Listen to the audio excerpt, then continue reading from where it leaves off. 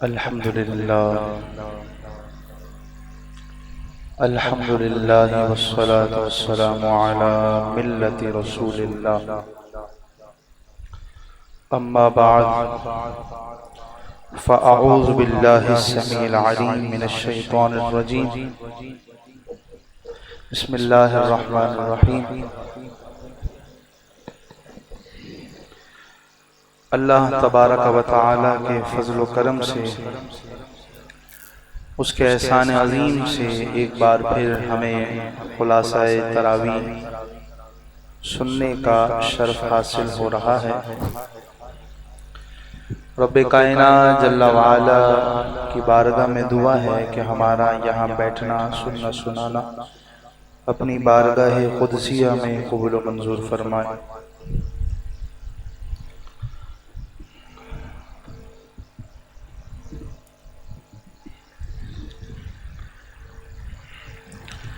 حضور نبی کریم صلی اللہ تعالی علیہ وآلہ وسلم پر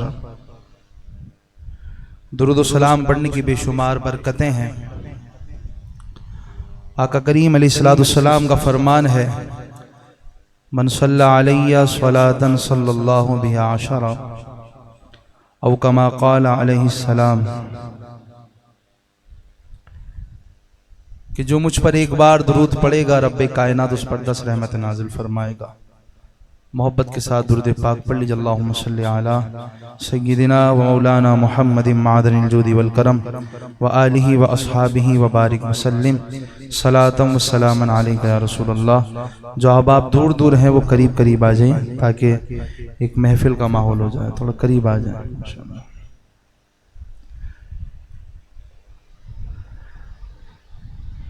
آج الحمدللہ 21 پارے مکمل ہو چکے ہیں. سب کہتے ہیں سبحان اللہ. ایسا لگ رہا ہے کہ تھوڑا سا ابھی تھکاوٹ ہو رہی ہے. 20 رکعتیں پڑھی ہیں. دیکھیں اللہ تعالیٰ کے دربار میں جب بھی کھڑے ہونے کا موقع ملے تو تھکاوٹ کو ظاہر نہیں کرنا چاہیے. یہ تو اس کی توفیق ہے کہ اس نے ہمیں اپنے دربار میں آنے کا موقع عطا فرمایا. بابا زبلن سب کہتے ہیں سبحان اللہ. الحمدللہ آج 21 پارے مکمل ہوئے اور 21ویں پارے میں ایک بڑی مشہور سورہ مبارکہ ہے. اس طرح سورہ روم بھی ہے، سورہ حامیم سجدہ بھی ہے، لیکن سورہ لقمان یہ اپنی ایک اہمیت کی حامل ہے. سورہ لقمان ترتیب کے اعتبار سے قرآن مجید کی 31ویں سورت ہے. یہ سورہ مبارکہ مکی ہے سوائے 2 آیت کے.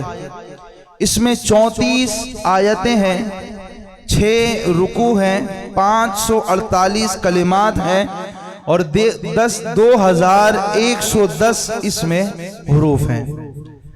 نام لقمان اس کا کیوں رکھا، رب نے سورہ لقمان کیوں بیان کی، اس کی وجہ اس سورت میں حضرت حکیم لقمان کا واقعہ بیان کیا گیا ہے، جو حکمت کے جوہر بکھیرتے تھے اور اللہ کی وحدانیت اور اس کی عبادت کی معرفت رکھتے تھے اور اچھے اخلاق و آداب کا حکم دیتے، کبھی باتوں اور منکرات سے منع کرتے تھے. اس وجہ سے اس سورہ مبارکہ کا نام سورہ لقمان رکھا گیا. اس سورت کا نازل ہونے کا سبب کیا ہے؟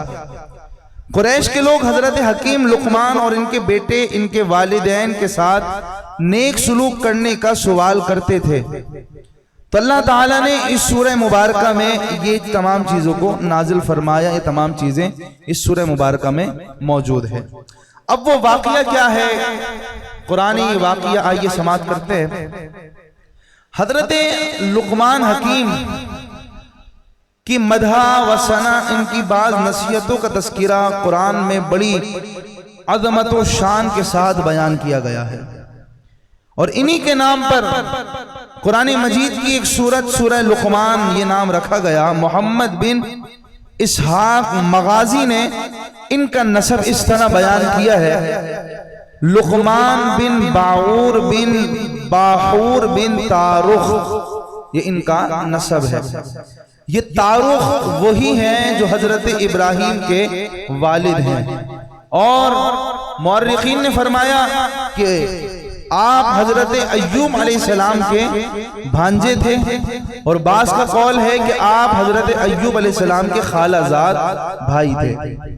حضرت حکیم لقمان نے 1000 سال کی عمر پائی ہے، 1000 سال تک دنیا میں رہے. یہاں تک کہ حضرت داؤد علیہ السلام کی صحبت میں رہ کر ان سے علم سیکھا، اور حضرت داؤد علیہ السلام کی بعثت سے پہلے آپ بنی اسرائیل کے بہت بڑے مفتی تھے. مگر جب حضرت داؤد علیہ السلام منصب نبوت پر فائز ہو گئے تو آپ نے فتویٰ دینا ترک کر دیا، اور بعض کتابوں میں لکھا ہے حضرت حکیم لقمان نے فرمایا ہے کہ میں نے 4000 انبیاء کی خدمت میں حاضری دی ہے. کتنے انبیاء؟ 4000 نبیوں کی خدمت میں حاضری دینے والا یہ شخص کتنا متورق ہوگا، کتنا معزز ہوگا. اور ان پیغمبروں کے مقدس کلاموں میں سے 8 باتوں کو میں نے چنا، اور چننے کے بعد انہیں یاد کیا، اور پھر حکیم لقمان نے ان 8 باتوں کو لوگوں کے درمیان بیان بھی کیا. آپ بتائیے 4000 نبیوں کی ایک شخص صحبت پانے والا، اس کو سادہ کر دو، بالکل سادہ کر دو، سادہ. 4000 نبیوں کی صحبت پانے والا ایک شخص، اور پھر ان 4000 نبیوں سے 8 مجموعی ایسی باتیں اخذ کر لینا، لے لینا، پھر ان کو اپنے ذہن میں رکھنا، پھر اس کو لوگوں کی ہدایت کے لیے بیان کرنا. وہ باتیں کوئی عام نہیں ہوں گی بلکہ خصوصی باتیں ہیں. وہ خصوصی بات سماعت کرنا چاہیں گے؟ ایک بار پھر کہہ دیں سب سبحان اللہ. وہ 8 خصوصی باتیں، ہو سکتا ہے کہ ان 8 باتوں کی وجہ سے ہماری زندگی بدل جائے. پہلی بات، اللہ اکبر، جب تم نماز پڑھو تو اپنے دل کی حفاظت کرو. کمال کی بات ہے، ہم نماز پڑھتے ہیں، اللہ اکبر کہا، اللہ سب سے بڑا ہے، لیکن جب ہم نماز میں مزید نماز کو عروج کی طرف لے کے جاتے ہیں تو ذہن میں خیال آتا ہے یہ سودا گھر پہ لے کے جانا ہے، بچوں کو یہ کھلانا ہے، دکان کا حساب کتاب اتنا ہو گیا تھا. دل اپنے قابو میں نہیں ہے. جب تم نماز پڑھو تو اپنے دل کی حفاظت کرو، اور حفاظت ایسے ہوگی، نماز پڑھو تو اس امید پر پڑھو کہ یہ میری زندگی کی شاید آخری نماز ہے. جب اس امید پہ جب پڑھیں گے تو پھر ایسا ہی ہوگا کہ اپنا دل حفاظت میں بھی رہے گا اور اللہ کی طرف ہی رجوع ہوگا، کسی اور کی طرف دل نہیں جائے گا. دوسری بات، جب تم کھانا کھاؤ تو اپنے حلق کی حفاظت کرو. یہ بھی کمال کی بات ہے، حلق کی حفاظت کرنا. اب ہوتا کیا ہے، سنت پہ اگر عمل کر لیا جائے تو حلق کی حفاظت آٹومیٹک ہو جائے گی. وہ کس انداز میں؟ نوالے چھوٹے چھوٹے لینا، چبا چبا کے کھانا، یہ حلق کی حفاظت ہے. تیسری بات، جب تم کسی غیر کے مکان میں رہو تو اپنی آنکھوں کی حفاظت کرو. مہمان بن کے جاتے ہیں نا کہیں، اپنی آنکھوں کی حفاظت کرو کہ غیر محرم پہ نظر نہ پڑ جائے. چوتھی بات، جب تم لوگوں کی مجلس میں رہو تو اپنی زبان کی حفاظت کرو. یہ بہت بڑی بات ہے. لوگوں کی مجلس میں بیٹھنا اور ہے، زبان کی حفاظت کرنا اور ہے. وہ کس انداز میں؟ مجلس میں تو ہر کوئی بیٹھ جاتا ہے، بیٹھ کے کوئی غیبت کر رہا ہے، کوئی چغلی کر رہا ہے، کوئی حسد، کوئی وعدہ خلافیاں کر رہا ہے اسی زبان کے ذریعے. تو کہا جب تم مجلس میں بیٹھو تو اپنی زبان کی حفاظت کرو. اور پھر بزرگوں کا قول بھی ہے نا، پہلے تولو بعد میں بولو. پہلے ایک بات کو سوچ لو، میں بولنے کیا جا رہا ہوں، اس کے بعد آگے بیان کرو. اللہ اکبر. پانچویں بات، اللہ تعالیٰ کو ہمیشہ یاد رکھو. آپ یقین جانیں جس بندے نے میرے رب کو ہمیشہ یاد رکھنا شروع کر دیا وہ بندہ کبھی بھی گناہ نہیں کرے گا. جب گناہ کے لیے ہاتھ بڑھے گا یاد آئے گا میرا رب مجھے دیکھ رہا ہے، وہ بندہ پھر گناہوں سے باز آ جائے گا، گناہ نہیں کرے گا. اور آج معاشرے میں یہ بات بہت زیادہ پائی جاتی ہے، گناہ اتنے عام ہوتے جا رہے ہیں الامان والحفیظ، پل پل گناہوں میں گزر رہا ہے، لمحہ لمحہ گناہوں میں نکل رہا ہے۔ چھٹی بات، اپنی موت کو ہمیشہ یاد کرتے رہا کرو۔ آج کل موت کو بھول گئے۔ آپ یقین جانیں، موت کو اگر جس نے یاد کر لیا نا، وہ عبادت پہ کمر بستہ ہو جائے گا، جس نے اپنی موت کو یاد کیا۔ اب دیکھیں، اگر نماز کا وقت ہو رہا ہے، اذان ہو رہی ہے، اور بندہ اذان سننے کے بعد بھی اگنور کر رہا ہے، اللہ کا فرمان ہے، رب بلا رہا ہے کہ آؤ مسجد میں آ جاؤ، بھلائی کی طرف آ جاؤ، اس کے باوجود بھی بندہ اپنے کاموں میں لگا ہے، اور خدا نہ خواستہ انہی کاموں میں مشغول رہتے ہوئے اس شخص کو موت آ جاتی ہے، تو بتائیے، ایک تو اس نے رب تعالیٰ کے احکام کی پابندی نہ کری، دوسرا احکام کو اگنور کیا، پھر دوسرا اسی حال میں مر گیا، تو اس کا ٹھکانہ کیا ہوگا؟ تو اپنی موت کو ہمیشہ یاد رکھنا یہ بھی ضروری ہے۔ ساتویں بات، اپنے احسان کو بھلا دو۔ بھائی کسی پر کوئی احسان کرتا ہے نا، بھلا دے۔ اور ہوتا کیا ہے آج کل ہمارے یہاں الٹ ہے اس کا نا، تھوڑی سی بھی مدد کسی کی کر دی تو اس کو جتاتے ہیں بار بار، میں نے یہ دیا تھا تمہیں یاد نہیں ہے؟ آج جیسے آج کل جو سلسلہ چل رہا ہے، راشن تقسیم ہو رہا ہے، کسی کو کچھ رقم دی جا رہی ہے، بھائی غریب ہے بیچارہ۔ اب راشن تقسیم کرنے کے حوالے سے اگر بات کی جائے تو راشن تقسیم ایسے کرتے ہیں جیسے بہت بڑا احسان کر رہے ہیں، حالانکہ اس غریب کا ہم پہ احسان ہے، وہ اس زکوٰۃ کو قبول کر رہا ہے، کیونکہ زکوٰۃ کیا ہے؟ مال کا میل دینا ہی دینا ہے۔ یہ احسان کس بات کا ہو گیا؟ اگر کسی پر احسان بھی کرو تو اس احسان کو بھلا دو۔ اب آپ دیکھیں نا، رب کائنات نے کتنے احسان ہم پہ کیے۔ میں اگر چھوٹی سی بات آپ سے کہوں کہ آپ اپنے اعضاء پہ غور کریں، آنکھ کا احسان کتنا بڑا احسان ہے، زبان کا احسان کتنا بڑا احسان ہے، کانوں کا سننے کی سماعت کتنا بڑا احسان ہے، چلنے کی قوت کتنا بڑا احسان ہے۔ رب نے کہیں پر بھی نہیں فرمایا نا کہ اے مومنوں میں نے تم پر یہ احسان کیا، اب تم اس کا اچھا استعمال بھی کرو تو اب تم اس کا بدلہ بھی کوئی ملے، نعوذ باللہ۔ رب تبارک و تعالیٰ بدلے کا محتاج نہیں ہے، اس نے کہیں پر بھی احسان کے بارے میں جتلایا نہیں، لیکن صرف ایک احسان کا جتلایا ہے، وہ تو ہر کوئی جانتا ہے۔ وہ احسان کیا ہے؟ لَقَدْ مَنَّ اللَّهُ عَلَى الْمُؤْمِنِينَ إِذْ بَعَثَ فِيهِمْ رَسُولًا۔ اے مومنوں، میں نے سب کچھ تمہیں دے دیا، لیکن کوئی احسان نہیں جتلایا ہے، لیکن جب میں نے اپنے مصطفیٰ کو تمہارے درمیان بھیجا ہے، یہی بڑا احسان ہے کہ تم ان کی قدر کرتے رہا ہو۔ ایک احسان جتلایا صرف، باقی کتنی نعمتیں دی، کوئی احسان نہیں جتلایا۔ تو ہمیں چاہیے کہ کبھی بھی کسی پہ احسان کریں اس کو بھلا دیں۔ آٹھویں بات، دوسروں کے ظلم کو فراموش کر دو۔ اور ایسا ہی ہوتا ہے کہ آج کل بدلے پر ہر کوئی تلا رہتا ہے۔ اسی طریقے سے فرماتے ہیں حکیم لقمان عمر بھر لوگوں کو نصیحت فرماتے رہے۔ تفسیر فتح الرحمن میں ہے کہ آپ کی قبر مبارک سرفند میں ہے جو رملہ کے قریب ہے، اور حضرت قتادہ کا قول ہے کہ آپ کی قبر رملہ میں مسجد اور بازار کے درمیان میں ہے، اور اس جگہ پر 70,000 نبی بھی دفن ہیں، جن کو آپ کے بعد یہودیوں نے بیت المقدس سے نکال دیا تھا۔ جن 70,000 نبیوں کو بیت المقدس سے یہودیوں نے نکالا تھا، اور بھوک و پیاس سے تڑپ تڑپ کر وہ نبی وفات پائے تھے، تو ان کی قبر بھی 70,000 کی وہیں پر ہے، اور وہیں پر حضرت حکیم لقمان کی بھی قبر موجود ہے۔ حکمت کیا ہے؟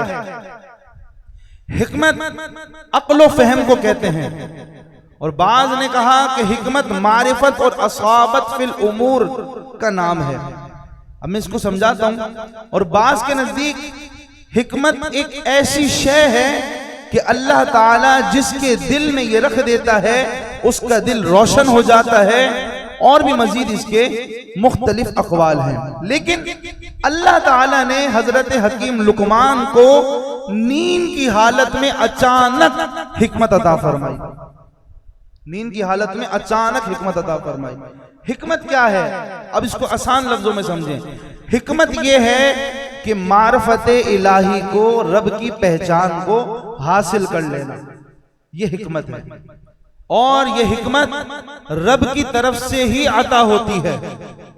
کوئی لاکھ جتن کر لے، لاکھ سیکھنے کی کوشش کرے، وہ کتابیں پڑھ کے فارمولے تو سیکھ سکتا ہے کہ حکیم کی دوائیاں کیسے بنانی ہیں، یہ تو سیکھ لے گا، لیکن اصل حکمت یہ ہے، حکیم لقمان کے بارے میں کہا گیا کہ جب آپ جنگلوں سے گزرتے تھے تو جڑی بوٹیاں، اللہ نے آپ کو اتنی حکمت عطا فرمائی تھی، جڑی بوٹیاں خود آپ کے پاس بول بول کے کہتی تھی کہ میں اس مرض کا علاج ہوں، اس لیے ہوں، یعنی ہر طرح کی جڑی بوٹیاں آپ کو پکارتی تھی اور حکیم لقمان ان کو چن لیا کرتے تھے۔ یہ آپ کی حکمت تھی۔ ہم بھی حکمت کر سکتے ہیں، وہ کس انداز میں؟ وہ اس انداز میں کہ اپنی ہر چیز میں اللہ کی معرفت کو حاصل کریں۔ وہ کیسے؟ میں نے بارہا مثال بھی دی، ایک بار پھر آپ کو یہ سمجھانے کے لیے۔ بھائی ابھی اگر ہم اس چیز کو دیکھیں کہ یہ مائک لگا ہوا ہے، مائک کو دیکھ کر معرفت الہی بھی حاصل ہو سکتی ہے، اللہ کی پہچان مائک کو دیکھ کر بھی حاصل ہو سکتی ہے۔ کس طریقے سے؟ مائک کو دیکھا، آپ نے کہا کہ یار مائک سے آواز تو بڑی اچھی آتی ہے، صاف کلیئر آواز آ رہی ہے، واہ یار اس کی مشینیں تو بڑی زبردست ہے۔ مشین کو کس نے بنایا؟ کسی ایسے انجینئر نے بنایا نا کہ جو اس چیز کو اچھی طرح سمجھتا تھا، جانتا تھا، اس نے بنایا یار، واہ۔ اس کے پاس اتنی عقل کہاں سے آئی؟ اس کو عقل کس نے دی؟ کہ اس نے کتابیں پڑھی، اس نے علم سیکھا۔ علم کہاں سے آیا؟ کہ یہ علم کو پیدا کرنے والا تو رب ہے۔ اچھا، علم کو پیدا کرنے والا رب ہے، رب نے علم بھی اس کو دے دیا، اور پھر ایسا شخص بنایا کس نے؟ ایسے شخص کو بنانے والا بھی رب العالمین ہے۔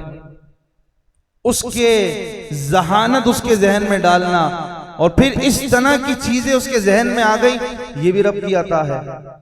تو آپ اندازہ لگائیں، ایک مائک کو دیکھ کے اپنے رب کی معرفت حاصل ہو سکتی ہے، تو اس طریقے سے اپنی چیزوں میں اس طرح معرفت حاصل کر سکتے ہیں۔ اب میں آپ کو وہ بات بتا دوں، آخری بات ہے بس، کہ حکیم لقمان علیہ رحمہ اپنے بیٹے کو انہوں نے نصیحت فرمائی تھی، اور وہ قرآن پاک میں اللہ تعالیٰ نے فرمایا وَإِذْ قَالَ لُقْمَانُ لِابْنِهِ وَهُوَ يَعِظُهُ يَا بُنَيَّ لَا تُشْرِكْ بِاللَّهِ ان شرک لظلم عظیم۔ اور یاد کرو کہ جب لقمان نے اپنے بیٹے کو نصیحت کرتے ہوئے فرمایا، اے میرے بیٹے، کسی کو اللہ کے شریک نہ کرنا، بے شک شرک یقیناً بڑا ظلم ہے۔ وَوَصَّيْنَا الْإِنسَانَ بِوَالِدَيْهِ، اور فرمایا کہ ہم نے آدمی کو اس کے ماں باپ کے بارے میں تاکید فرمائی ہے۔ پھر آگے مزید فرمایا یا بنیا انہا ان تک مثقال حبۃ من خردل فتکن فی صخرۃ او فی السماوات او فی الارض یأتی بها اللہ ان اللہ لطیف خبیر۔ اے میرے بیٹے، برائی اگر رائی کے دانے کے برابر ہو، پھر وہ پتھر کی چٹان میں ہو یا آسمان میں یا زمین میں، اللہ اسے لے آئے گا، بے شک اللہ ہر باریکی کا جاننے والا خبردار ہے۔ پھر فرمایا یا بنیا اقم الصلاۃ وامر بالمعروف وانہا عن المنکر واصبر علی ما اصابک ان ذلک من عزم الامور۔ اے میرے بیٹے، نماز قائم رکھ، اچھی بات کا حکم دے، بری بات سے منع کر، اور تجھے جو بھی مصیبت آئے اس پر صبر و شکر کیا کر، بے شک یہ ہمت والے کاموں میں سے ہے۔ اللہ اکبر۔ اور فرمایا ولا تصاعر خدك للناس ولا تمشي في الارض مرحا ان اللہ لا يحب كل مختال فخور۔ اور لوگوں سے بات کرتے وقت اپنا رخسار ٹیڑھا نہ کر اور زمین میں اکڑتے ہوئے نہ چل، بے شک اللہ کو ہر اکڑ کرنے والا، تکبر کرنے والا ناپسند ہے۔ اور پھر فرمایا وَقْصِدْ فی مشی کا وغدد من صوتک ان انکر الاسوات لصوت الحمیر، اور اپنے چلنے میں درمیانی چال سے چل اور اپنی آواز کچھ پست رکھ، بے شک سب سے بری آواز گدھے کی آواز ہے۔ یہ آپ نے نصیحتیں فرمائی، اور بھی مزید نصیحتیں ہیں قرآن مجید میں، اگر کسی کو تفصیل سے پڑھنا ہو 21 پارہ سورہ لقمان میں آیت نمبر 15 سے یہ سٹارٹ ہو رہی ہے، اس کو آپ پڑھیں گے تو انشاءاللہ تفصیلاً پڑھ سکتے ہیں۔ اور پھر آگے مزید 2 نصیحتیں بڑی زبردست کی، اور وہ کیا ہے؟ اے میرے بیٹے، نہ اتنا میٹھا بن کہ لوگ تجھے نگل جائیں، اور اے میرے بیٹے نہ اتنا کڑوا بن کہ لوگ تجھے اگل دیں۔ بہت زبردست بات ہے، کہا کہ میانہ روی ہر کسی کے ساتھ ہو، اتنا میٹھا نہ بننا کہ لوگ نگل جائیں، اور نگل گئے تو پھر بھی کامیاب نہیں، اگل دیا پھر بھی کامیاب نہیں، درمیانہ۔ تو اس میں یہی بہت بڑی نصیحت ہے۔ اور پھر سب سے بڑی نصیحت تو پہلے کر دی، لا تشرک، اللہ تعالیٰ کے ساتھ کسی کو شریک نہ ٹھہرانا، شرک نہ کرنا۔ دوسری، نماز قائم رکھنا، نیکی کا حکم دینا، برائی سے منع کرنا، اور مزید 2 یہ نصیحتیں جو میں نے آپ کے سامنے پیش کی۔ اب ان تمام چیزوں سے معلوم کیا ہوتا ہے؟ معلوم یہ ہوتا ہے کہ اللہ تبارک و تعالی جس کو جو چاہے، جس طرح چاہے ویسی معرفت عطا فرما سکتا ہے، جس کو جیسا چاہے۔ اب اس پہ اعتراض نہیں ہونا چاہیے۔ اعتراض ہو جاتا ہے نا کہ جناب ایک عام انسان ہے، وہ ایک عام انسان ہو کر اس طرح کے معاملات کر دیتا ہے کہ جو ہماری عقل میں نہیں آتے۔ وہ معاملات کیا ہے؟ مثال کے طور پہ اگر میں آپ کو چھوٹی سی مثال دوں، شیخ عبد القادر جیلانی غوث اعظم علیہ رحمہ کو ہر کوئی جانتا ہے، اور کیوں نہ جانے، پیران پیر، بڑے پیر صاحب انہیں کہا جاتا ہے، ولیوں کے سردار۔ غوث اعظم علیہ رحمہ فرماتے ہیں کہ میں اپنے مریدوں کو ایسے دیکھتا ہوں جیسے ہتھیلی پر رائی کا دانہ ہوتا ہے۔ کیا فرماتے ہیں؟ میں اپنے مریدوں کو ایسے دیکھتا ہوں جیسے ہتھیلی پر رائی کا دانہ ہوتا ہے۔ تو کہتے ہیں یہ بات تو عقل میں نہیں آتی ہے، غوث اعظم ایک عام انسان، اور پھر رائی کے دانے کی طرح سارے مریدوں کو دیکھ لیں، یہ بات کیسے عقل میں آتی ہے؟ میں نے کہا جناب آپ کی عقل میں آ گئی تو پھر وہ کرامت تھوڑی رہے گی۔ اصل کرامت اسی کو تو کہتے ہیں جو بات عقل میں نہ آئے۔ یہ بات عقل میں نہیں آ رہی، کرامت ہے، یہ معرفت الہی سے حاصل ہوتی ہے۔ رب کے دربار میں اگر کوئی فنا فی اللہ ہوتا ہے، رسول اللہ کے دربار میں فنا فی الرسول ہوتا ہے، اپنے شیخ کے دربار میں فنا فی الشیخ ہوتا ہے، تو پھر بات یہ ہوتی ہے بیٹھے تو زمین پہ ہوتے ہیں لیکن نظریں آسمان کو چھو رہی ہوتی ہیں۔ بیٹھتے تو ایک جگہ ہیں لیکن جب مرید کہتے ہیں کہ افطار ہمارے گھروں پہ کرنا ہے تو پھر لوگ کہتے ہیں کہ جناب کہا تو میں نے تھا، لیکن 11 مرید کہہ رہے ہیں کہ 11 کے 11 گھروں پر آ کر غوث اعظم نے ایک ہی وقت میں ایک ہی دن میں افطار فرما لیا۔ یہ کیسے ہو گیا؟ یہ بھی ایسے ہی ہوا، کیونکہ حقیقت بات ہے خودی کو کر بلند اتنا کہ ہر تقدیر سے پہلے خدا بندے سے پوچھے بتا تیری رضا کیا ہے۔ خدا خود بندے سے پوچھے بتا تیری رضا کیا ہے۔ یہ تو غلاموں کا عالم ہے، خود مصطفیٰ کا عالم کیا ہوگا؟ سرکار کا عالم، اس کا تو اندازہ لگا ہی نہیں جا سکتا نا بھائی۔ نبی کریم علیہ السلام کا عالم ہی کچھ اور، کہ جن کے صدقے سے یہ غلام ملے، جن کے صدقے سے غوث اعظم ملے، جن کے صدقے سے امام اعظم ملے، جن کے صدقے سے اعلی حضرت کا دامن ملا، جن کے صدقے سے امیر اہل سنت کا دامن ہمارے ہاتھ میں آیا۔ الحمدللہ یہ جو بات ہے یہ یہی ہے کہ حقیقت میں ہم نے مصطفیٰ کریم علیہ السلام کے دامن کو اس لیے تھاما کہ سرکار کبھی بھی اپنے امتیوں کے معمولات سے، تمام اعمال سے بے خبر نہیں بلکہ باخبر ہیں۔ ہمیشہ فریاد رسی فرماتے ہیں، اور پھر اس کو واضح کر دیا ہے کہ اگر آپ کو معرفت الہی بھی حاصل کرنی ہے تو وسیلہ حاصل کرنا پہلے ضروری ہے۔ قرآن میں رب نے فرمایا یا ایھا الذین آمنوا اتقوا اللہ وابتغوا الیہ الوسیلہ، اے ایمان والو اللہ سے ڈرو، اس کی طرف وسیلہ ڈھونڈو۔ تو وسیلہ اگر ڈائریکٹ والے بندے بن جائیں، کہیں کہ بس ڈائریکٹ پہنچنا ہے، تو پھر وہ معرفت نہیں مل سکتی ہے۔ معرفت اگر اصلاً چاہیے تو آؤ اسٹیپ بائی اسٹیپ چلو، آؤ مرشد اتار امیر سنت کے دربار میں جاؤ، وہ ملا دیں گے اعلیٰ حضرت سے، اعلیٰ حضرت ملائیں گے غوث اعظم سے، غوث اعظم ملائیں گے امام اعظم سے، امام اعظم ملائیں گے مولا علی کرم اللہ تعالی وجہہ الکریم سے، مولا علی ملائیں گے صدیق اکبر سے، اور صدیق اکبر ملائیں گے مصطفیٰ سے، پھر مصطفیٰ ہمیں رب تبارک و تعالی کے دربار میں لے جائیں گے، پھر مل جائے گی معرفت الہی۔ اس طرح حاصل ہوتی ہے۔ تو اس معرفت کو حاصل کرنے کے لیے ہم سب کو بھی کوئی اقدام کرنا چاہیے۔ وہ اقدام کیا ہے کہ سب سے پہلے گناہوں سے سچی توبہ ہو، دل صاف ہو، دل پہ جو کالا ہے نا گندگی، اس کی وجہ سے وہ معرفت نہیں آ سکتی جو ہمیں چاہیے۔ پہلے دل کی گندگی صاف ہو، اور دل کی گندگی صاف ہونے کے لیے پہلی بات گناہوں سے توبہ تو ہے ہی ہے، عقیدہ درست ہونا بھی ضروری ہے۔ عقیدہ درست نہیں تو کچھ بھی نہیں۔ عقیدہ درست کیسے ہوگا؟ وہ اس طریقے سے اللہ تعالیٰ کی وحدانیت کا اقرار کرنا، دوسرا رسول اللہ کی رسالت، تمام نبیوں پر ایمان رکھنا، تمام قرآنی کتابوں پر ایمان رکھنا، تمام صحابی کو جنتی ماننا، تمام اہل بیت سے محبت کرنا، یہ عقیدہ درست ہے۔ تمام اولیاء کی الفت اپنے دل میں رکھنا، پھر جا کے یہ عقیدہ درست ہوگا۔ اب ایسا نہیں کہ وہ دیکھیں امام حسن رضی اللہ تعالیٰ عنہ کا 15 رمضان کو یوم تھا نا، یوم ولادت۔ اب امام حسن کا یوم ولادت ہے، تو میں آپ سے ایک بات عرض کرتا ہوں، یہ ایونٹ الحمدللہ اہل سنت کے ہوتے ہیں، لیکن ہم توجہ نہیں دیتے۔ کیوں توجہ نہیں دیتے؟ وہ کہتے ہیں کہ بھائی وہ تو حسین حسین، حسن حسن وہ کرتے ہیں دوسرے۔ میں کہتا ہوں اصلاً حسینی بھی ہم ہیں، حسنی بھی ہم ہیں۔ یہ بات تو سمجھے، اصل حسنی حسینی ہم ہیں۔ ان کے حسین اگر ہوتے کبھی اپنے سینوں کو وہ نہ پیٹتے، اگر حسن ان کے ہوتے تو کبھی بھی ہائے حسینہ کی رٹ نہ لگاتے۔ الحمدللہ حسن و حسین ہمارے ہیں، تو الحمدللہ ہم تو سینہ چوڑا کر کے کہتے ہیں واہ حسین واہ حسن، تیری جرت کو تو لاکھوں سلام پیش کرتے ہیں۔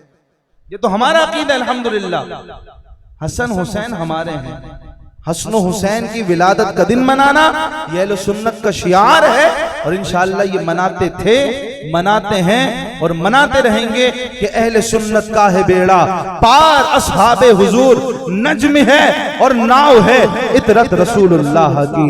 حقیقت بات ہے تجھ سے اور جنت سے کیا مطلب، وہابی دور ہو، ارے ہم رسول اللہ کے، جنت رسول اللہ کی۔ اور انشاءاللہ یہی ہوگا، خلد میں ہوگا ہمارا داخلہ، اس شان سے یا رسول اللہ کا نعرہ لگاتے جائیں گے۔ نعرہ رسالت، نعرہ رسالت، بابا سے بولیں نعرہ رسالت۔ انشاءاللہ ایسے ہی ہوگا۔ آج محبت کریں گے، کل انشاءاللہ صلہ پائیں گے۔ اللہ ہمیں عمل کی توفیق عطا فرمائے۔ آج رات ہم نے 16ویں رات کی نماز تراویح ادا کی، اور اس کی فضیلت بڑی زبردست کہ دوزخ سے نجات اور جنت میں داخلے کی خوشخبری دے دی گئی۔ بھائی ہو گئے جنت بن کر کے بیٹھ جاؤ ہاتھ پہ ہاتھ رکھ کے کہ بس اب تو جنتی ہو گئے، اب تو کوئی عمل کرنے کی ضرورت نہیں۔ عمل کرنے ہیں، اپنے تمام معاملات کو مینج کرتے ہوئے چلتے رہنا ہے، لیکن یہ ایک فضیلت ہے۔ جنتی الحمدللہ ہم پھر ہو گئے، کیونکہ آج رات نماز تراویح پڑھ لی۔ اعتقاد مکمل اور مضبوط ہونا ضروری ہے۔ اب ہے کل ہے 17ویں رات کی نماز تراویح، اور اس کی فضیلت کتنی زبردست ہے، اللہ اکبر۔ میں کہوں کہ اگر بندہ لاکھ عبادت کر لے پھر بھی یہ ثواب نہیں مل سکتا اس کو، جو میں بتانے جا رہا ہوں۔ لاکھ عبادت کر لے، پوری زندگی لگا دے، اس بندے کو اگر رب 2000 10,000 لاکھ سال بھی عطا کر دے نا، پھر بھی وہ نہیں کر سکتا ایسی عبادت۔ کہا کہ جو 17ویں رات کو نماز تراویح ادا کرے گا، اللہ کریم اس کو تمام انبیاء کرام کی عبادت کا ثواب عطا فرمائے۔ تمام نبیوں کی عبادت کا ثواب. اللہ اکبر. تو پڑھیں گے انشاءاللہ. اور بھی احباب کو اپنے ساتھ لے کر آئیے گا. اللہ کریم ہم سب کو عمل کی توفیق عطا فرمائے. انداز بیان اگرچہ میرا ذوق نہیں ہے، شاید کہ تیرے دل میں اتر جائے میری بات. وآخر دعوایا ان الحمدللہ. آئیے مل کے تجدید ایمان کرتے ہیں، اس کے بعد انشاءاللہ دعائے خیر کرتے ہیں. بسم اللہ الرحمن الرحیم. یا اللہ، اگر مجھ سے کوئی کلمہ کفر یا گناہ ہو گیا ہو تو میں اس سے توبہ کرتا ہوں اور بیزاری ظاہر کرتا ہوں. لا الہ الا اللہ محمد الرسول اللہ صلی اللہ علیہ وسلم. الحمدللہ رب العالمین والصلاة والسلام علی رسولہ الکریم.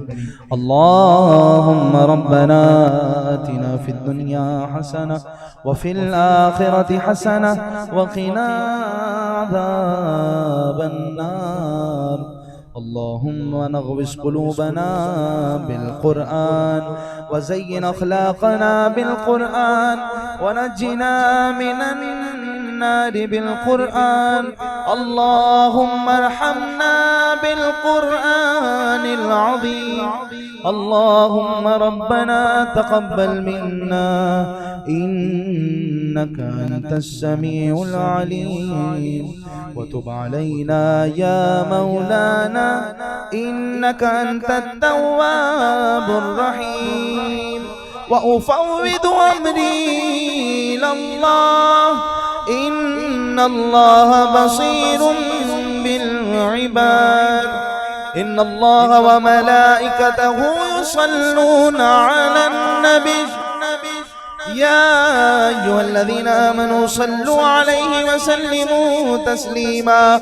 اللهم صل وسلم وبارك على سيدنا ونبينا وشفيعنا وحبيبنا وكريمنا وغياثنا ومغيثنا ومولانا ومولى الثقلين أبي القاسم محمد بن عبد الله. نور من نور الله، نور من نور الله، نور من نور الله. يا أيها المشتاقون بنور جماله بلغ العلا بكماله كشف الدجى بجماله حسنت جميع خصاله. صلوا عليه وآله وأصحابه وأهل بيته وسلموا تسليما كثيرا برحمتك يا أرحم الراحمين. لا إله إلا الله محمد رسول الله.